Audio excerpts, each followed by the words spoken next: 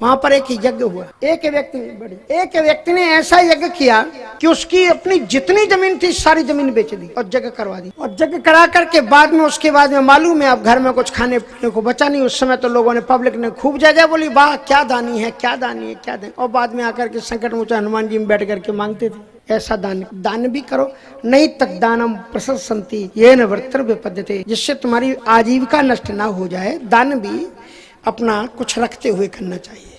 दानम यज्ञ तपः कर्म लोके, श्रीमद् भागवत का श्लोक। और बड़ी सुंदर बात कही कि बोले महाराज अब जो हम वचन दे चुके हैं वो, बोले चिंता मत करो, 4-5 जगह झूठ बोलने के लिए झूठ बोला जा सकता है। कहाँ कहाँ झूठ बोला जा सकता है? ये भागवत जी का श्लोक है, शुक्राचार्य जी बोल रहे हैं, हम नहीं बोल रहे हैं। अच्छा ध्यान रखें। उन्होंने क्या बोला? कहा स्त्रीषु नर्म विवाहे चा वृत्यर्थे प्राण संकटे गौ ब्राह्मणार्थे हिंसायाम नान्यतम सात जुगुप्सितम। पत्नी से मजाक करने में थोड़ा सा झूठ बोल जाओ तो कोई बात नहीं। इसका मतलब ऐसा नहीं कि झूठ बोलना। अब जैसे श्रीमती जी ने कहा कि कल हमारी एनिवर्सरी डेट, क्या होता है, कोई डेट होती है ना, वो जो भी होती है हमको मालूम नहीं, इसलिए वो हमारा विवाह की वर्ष तिथि है तो हमारे लिए फलाना वो बरेली वाला झुमका ले आना। अब आप बहुत प्रेम करते अपनी पत्नी को, सो गए आप बरेली वाला झुमका भी ले आए। सोचा कि पत्नी हमारी खुश तो सारा परिवार खुश, लेकर के आए। और उसके बाद में पत्नी ने पूछा हमारी बात तुमको फोन पे बताई थी वो याद थी कि नहीं? अरे क्या कहा था तुमने? वो हमारा झुमका लाए कि नहीं? अरे मैं तो वो भूल गया।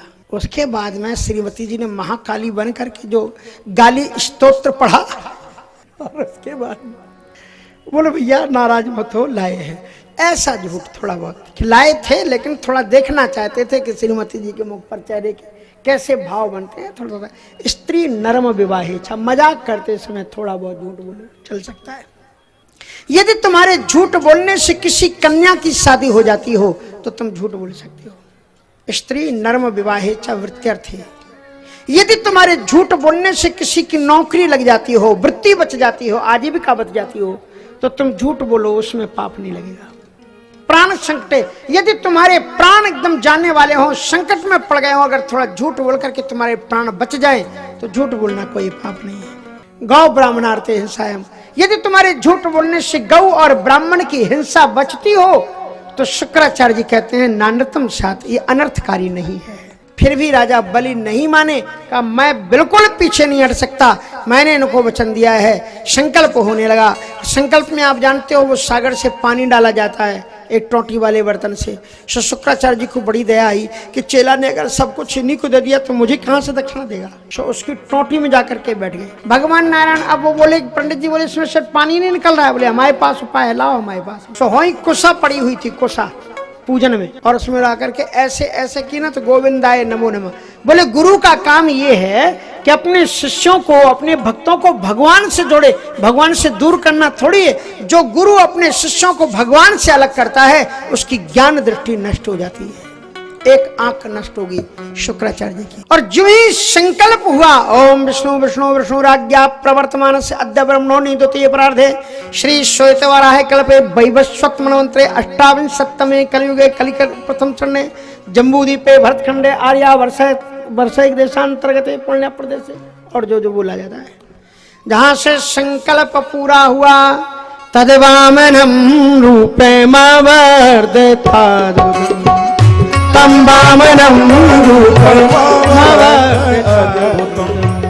हरेरनन्तस्य गुणत्रया, हरेरनन्तस्य गुणत्रया भूकं दिशो द्यौर् विविरापयोधय, भूकं दिशो द्यौर् विविरापयोधय त्र्यङ्गदेवा ऋषयो यथा, त्र्यङ्गदेवा ऋषयो यथा, त्र्यङ्गदेवा ऋषयो यथा, त्र्यङ्गदेवा ऋषयो यथा।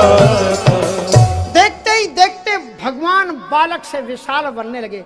एक धरती पर, एक पांव को धरती पर पटका तो तलातल रसातल वितल सुतल तलातल रसातल महातल और जाकर के रसातल में जाकर के पांव नीचे 7 लोगों को भेदास में, और एक पांव को भगवान ने ऊपर उठाया, जनलोक तपलोक महलोक स्वर्गलोक देवलोक और सीधे के सीधे ब्रह्मलोक तक में जा पहुंचा। ब्रह्मा जी महाराज ने तत्काल दौड़ करके प्रभु के पादार बिंदुओं को धोया और अपने कमंडल में गंगा जल के रूप में उनको सुरक्षित कर दिया।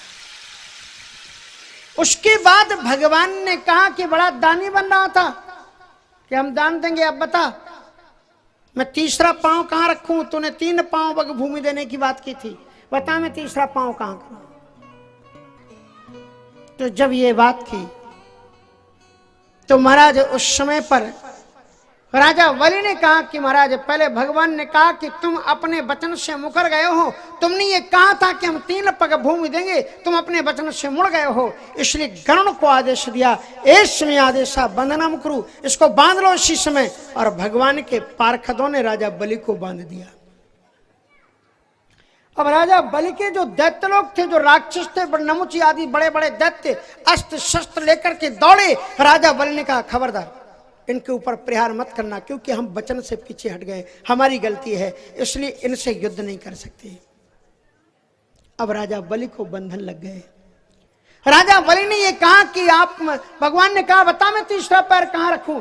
तो भगवान ने पूछा कि आप मुझे बताइए कि धन बड़ा होता है कि धनी बड़ा होता है? तो बोले धनी बड़ा होता है। कहा 2 पांव में आपने हमारे धन को नापा है मेरे मालिक, और मैं आपके चरणों में साष्टांग दंडवत प्रणाम करता हूं। पदम तृतीयम कुरु शीर्ष में नजम, आप अपना तीसरा कदम आप मेरे सिर पर रख करके मुझे भी अपनी संपदा में नाप लीजिए, मैं आपके चरणों में पड़ा हूं। समस्त देवताओं ने प्रशंसा की है राजा बलि की, भावना की। प्रहलाद जी भी आए हैं, शंकर जी भी आए हैं, सभी देवताओं ने कहा जो सौभाग्य राजा बलि को मिला है ऐसा किसी को नहीं मिला। जेहि पद सुर सरिता परम पुनीता प्रगट भई शिव शीश धरी। भगवान शंकर जी ने जिन चरणों से निकली हुई गंगा जी को अपने सिर पर धारण करके सौभाग्य का अनुभव करते हैं, आज राजा बलि के सिर पर भगवान के वही चरणारविंद साक्षात विराजमान। ब्रह्मा जी ने कहा कि प्रभु जी सब कुछ ठीक है, लेकिन अब जो कुछ हो रहा है ना ये गलत हो रहा है। बोले क्या गलत हो रहा है? कि आप करुणा सागर हो ना, आप भक्त वत्सल हो ना? बोले हाँ। बोले आपके सामने आने पर तो दुनिया के बंधन कट जाते हैं, और ये आपके चरणों में पड़ा हुआ है, इसको बंधन लगे हुए हैं। उसके बाद विंध्यावली ने बड़ी सुंदर प्रार्थना की है। राजा बलि की जो पत्नी थी विंध्यावली, क्या प्रार्थना की? बड़ी सुंदर प्रार्थना करती हैं। प्रार्थना करते हुए उन्होंने कहा क्रीडार्थमात्मन इदम त्रिजगत कृतम ते साम्यम तु तत्र कुधियो पर ईश कोरियु। महाराज आपने बड़ा अच्छा किया, इनको आपने बांध लिया। बताओ, वो तो बंधे पड़े हैं और वो कह रही हैं आपने अच्छा किया, इनको बांध लिया। बोले क्यों अच्छा किया? कहा सारा संसार तो आपका है, ये त्रिलोक आपने बनाया अपनी क्रीड़ा के लिए, और आप कई संसार के ये मालिक बन करके और आप ही को दान कर रहे थे, आप ही की वस्तु और आप ही को दान कर रहे थे। इससे बड़ा ज्ञान क्या हो सकता है इनका? पर महाराज अब आप तो शरणागति पड़े ना, छोड़ दो आपने। भगवान कृष्ण ने कहा पत्नी बड़ी समझदार है, कैसी मीठी मीठी बातों से छुड़वा लिया अपने पति को। भगवान ने छोड़ दिया। राजा बलि चरणों में बैठे हुए रो रहे थे। बोले अब तुम रो क्यों रहे हो? तो उन्होंने कहा कि प्रभु जी आपके इस स्वरूप में मेरी आसक्ति हो गई है, अब हम इस स्वरूप को देखे बिना नहीं रह सकते।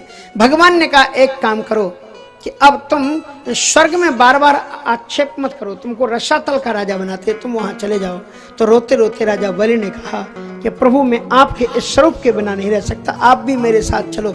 मैं जब भी अपने भवन से बाहर निकलूं तो हर दरवाजे पर आपके इस दिव्य स्वरूप का दर्शन हो। देवताओं ने करतल ध्वनि की, क्या गजब का वरदान मांगा है इसने। भगवान ने कहा कि सीधे से कहो ना कि आप गेट कीपर की हमें नौकरी दे रहे हो। बोले चलो अब जो भी समझो। 1 महीना हो गया, भगवान नारायण बैकुंठ वापस नहीं पहुंचे। लक्ष्मी जी बेचारी इधर उधर घूम करके परेशान। नारद जी को बुलाया, कहा कि महाराज 1 महीना हो गए लौट करके नहीं आए। कहा अब नौकरी से जब छुट्टी मिलेगी तब आएंगे। लक्ष्मी जी ने कहा आप क्या बात करते हो, हमारे पतिदेव नौकरी करें, वो लक्ष्मी पति हैं। बोले हाँ ऐसा ऐसा हुआ। उनको जो है राजा बलि ने उनको अपना चौकीदार बना लिया। तो लक्ष्मी जी तो रोने लगी। अब उनको दोबारा कैसे मुक्त कराएं? कहा कि उस राजा बलि को सब कुछ है लेकिन एक बहन नहीं है, तुम बहन बन के पहुंच जाओ। लक्ष्मी जी ने अत्यंत दिव्यतम स्वरूप धारण किया और दिव्यतम बहन बनकर के दरवाजे पर आई और ड्योढ़ी बानों ने रोका तो उन्होंने कहा कि जाओ राजा से कहो तुम्हारी बहन आई हुई है। तो द्वारपाल राजा के पास में गए कि महाराज आपकी बहन आई है। कहा मेरी कोई बहन हुई नहीं, मेरी कोई बहन नहीं है, कोई ठगने के लिए आया। दौड़ करके गए, बोले महाराज कह रहे हैं उनकी कोई बहन नहीं। कहा नहीं बहन है उनकी, जाकर के कहो। असल में बात क्या हुई कि वो बहुत छोटे थे तभी मेरी शादी हो गई थी, इसलिए उन्हें कुछ याद नहीं। अब जब मुझे मौका मिला तब मैं आई हूं। जो ही राजा बलि ने सुना तो राजा बलि को कोई बहन नहीं थी तो इतने खुशी हुए कि चलो मुझे बहन मिल गई। दौड़े दौड़े बाहर से बहन को लेकर के अंदर गए और बहन ने फिर भैया दूज शुरू किया।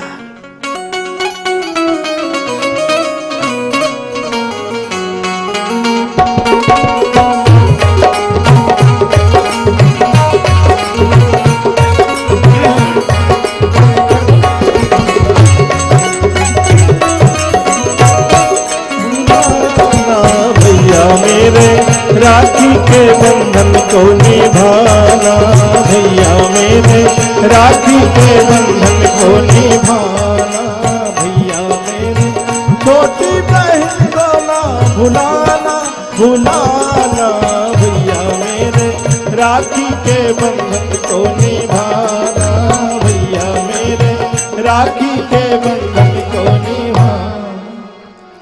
लक्ष्मी जी ने तिलक काढ़ा, मीठा खिलाया और सब कुछ। बोले कुछ रस्म इसकी होती है लेकिन इसमें बोले भैया को कुछ देना होता है। तो राजा बलि ने कहा सारा साम्राज्य तुम्हारा है, तुम मेरी बहन हो, मुझे कोई बहन नहीं था, बोलो क्या चाहिए। कहा तुम्हारा साम्राज्य लेने नहीं आए, वो तुमने जिसको चौकीदार बना के रखा हुआ है ना। बोले हाँ। वो बोले तुम्हारे जीजा जी है, उनको हम लेने आए। अब फिर आफत, इधर लक्ष्मी जी खड़ी हैं उनको ले जाने के लिए, उधर वो राजा बलि फिर रोने लगे कि हम तो इनके बिना रह नहीं सकते। अब भगवान जब तक लक्ष्मी जी के आंसू पहुंचे तब तक राजा बलि का रोना शुरू। तो भगवान ने कहा भैया तुम दोनों मत रो, तुम्हारे साथ में अभी हम नारायण बन करके चलते हैं और यहाँ रसातल में राजा बलि के दरवाजे पर हम वामन के रूप में सदैव यहाँ पर स्थापित रहेंगे। भगवान तो एकोपि हम भव श्यामा, कुछ भी लीला कर सकते। बोलो सच्चिदानंद भगवान की जय हो।